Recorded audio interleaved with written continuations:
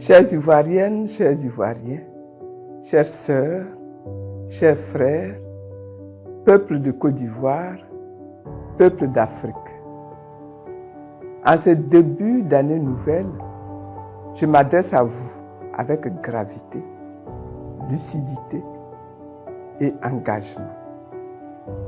Le monde change, parfois dans la douleur, souvent dans la violence, mais toujours sous le regard attentif, quelquefois impuissant, d'autres fois malheureusement complices des peuples qui pourtant aspirent à la dignité, à la souveraineté et à la paix. L'actualité internationale demeure marquée par de graves conflits révélateurs d'une crise profonde de l'ordre mondial. La guerre en Ukraine, opposant la Russie aux forces de l'OTAN, se poursuit malgré les initiatives diplomatiques en faveur de la paix.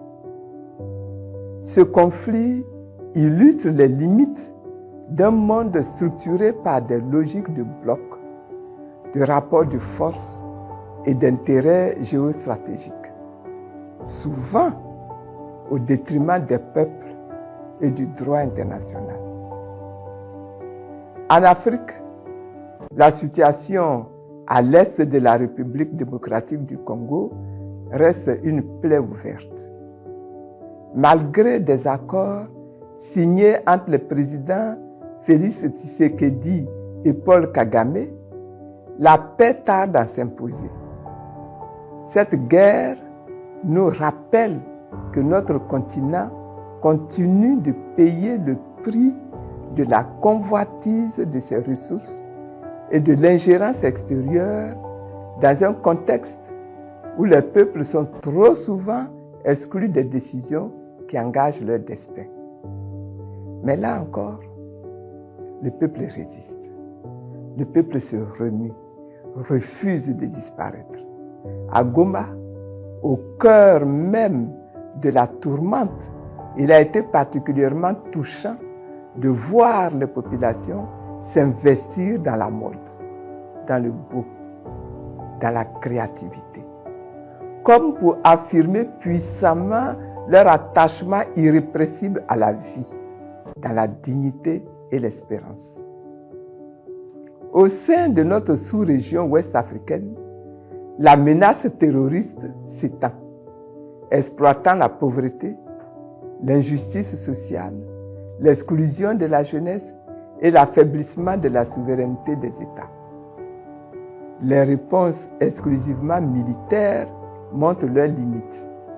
Sans justice sociale, sans développement humain, sans gouvernance démocratique et responsable, il ne peut y avoir de sécurité durable.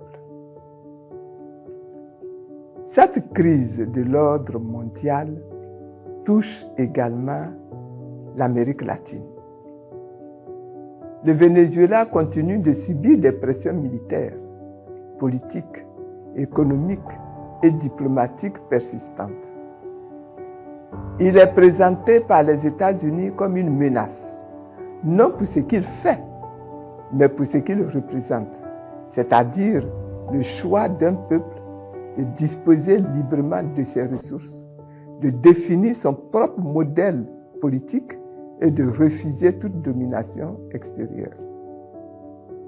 Cette situation doit interpeller l'Afrique tout entière, car ce qui se joue au Venezuela, comme en Ukraine, en RDC ou ailleurs, pose une question fondamentale, celle du droit des peuples à la souveraineté, à l'autodétermination et au respect de leurs choix politiques.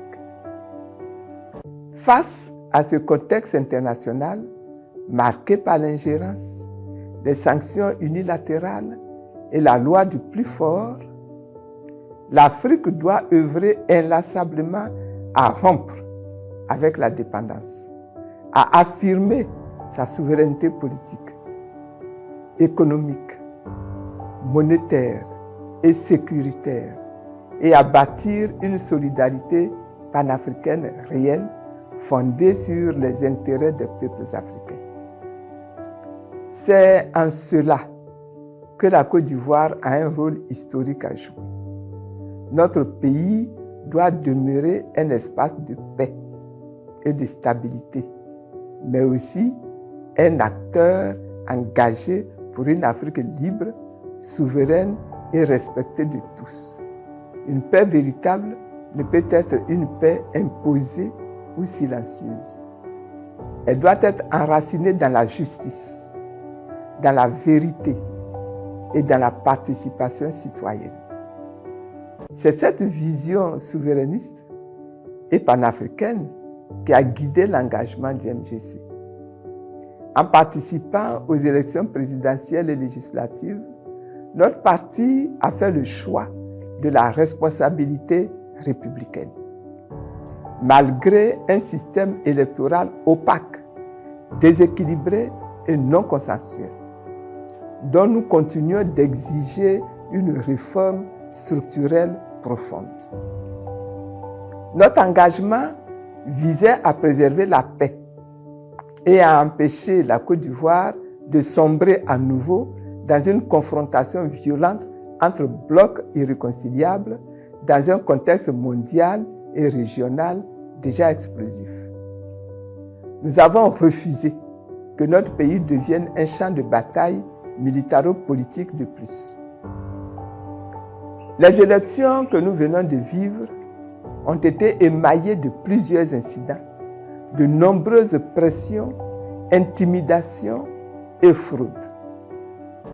Les Ivoiriennes et les Ivoiriens ont exprimé un message très clair. Ils ne veulent plus mourir pour des élections. Ils ne veulent plus de l'exil forcé. Ils ne veulent plus de la peur comme mode de gouvernance.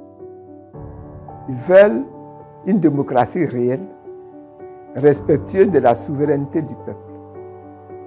Ils doivent donc comprendre que la seule solution, c'est de sortir de la résignation, de s'intéresser aux élections et de sortir voter quand le moment arrive. Il ne peut y avoir de prospérité souveraine dans une nation sans conscience et participation politique. Notre engagement visait également à redonner aux Ivoiriennes et aux Ivoiriens l'opportunité d'exprimer leur suffrage et par la voie des urnes de décider eux-mêmes pour leur nation, pour leur avenir et pour leur destin. Nos pensées vont à toutes les victimes de violences physiques, verbales et psychologiques, ainsi qu'aux personnes injustement emprisonnées durant les périodes électorales. Aucune ambition politique ne saurait justifier la souffrance des citoyens. Les élections sont désormais achevées. Les députés de la nation ont été élus. Je tiens à rappeler solennellement que les décisions qui seront prises impacteront la vie de tous les Ivoiriens pour les 5 prochaines années.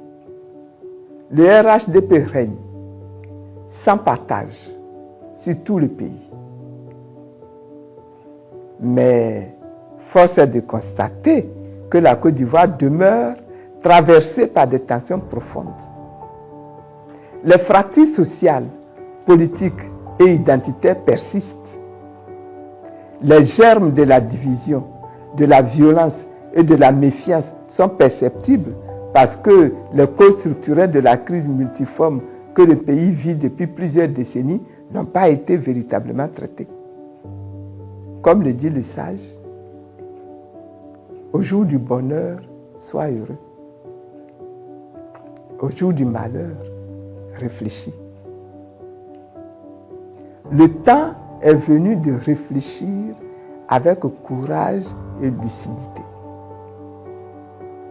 C'est pourquoi, fidèle aux valeurs du MGC, j'appelle de nouveau, avec responsabilité, le gouvernement à accepter l'ouverture d'un dialogue politique inclusif, transparent et sincère, avec l'opposition et l'ensemble des forces vives de la nation.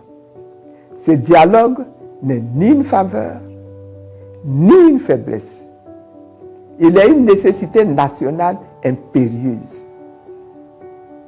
Je rappelle également que la révision de la liste électorale demeure un enjeu fondamental pour la crédibilité de notre démocratie. Nous veillerons à ce que le gouvernement s'y attelle effectivement. J'en appelle enfin aux partis politiques, à la société civile, aux intellectuels, aux jeunes, aux femmes, à se rassembler pour réfléchir et proposer des voies concrètes en vue d'assurer l'émancipation véritable de notre nation. Ensemble, nous en sommes capables. Chères Ivoiriennes, chers Ivoiriens, peuples africains, face aux défis économiques, sociaux, politiques et sécuritaires, refusons la peur, le fatalisme et la résignation. Les peuples qui abandonnent leur souveraineté abandonnent leur avenir.